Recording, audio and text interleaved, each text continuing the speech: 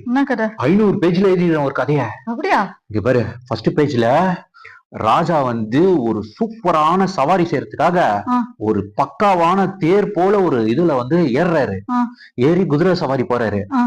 Last பக்கத்துல பார்த்தேன்னு வச்சுக்கா, ராஜா அப்படியே பிரம்மாண்டமா அந்த குதிரை சவாரியை விட்டு இறங்குறாரு.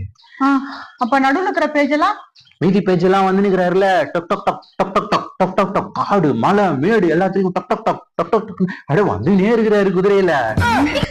இதுக்குதான் சொன்னேன் வெயில போய் எங்கேயும் சுத்தாதீங்கன்னு சொன்னேன். கேக்குறீங்களா எங்கேயாவது?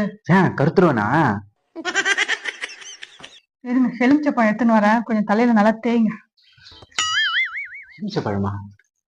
ஜூஸ் போட்டு கேட்டுருக்கேன், இதுனா தலையில தேய்ச்சி சொல்றா இதுக்கு?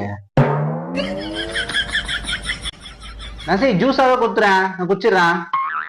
இல்லங்க, இது தலையில தான் தேய்க்கணும்.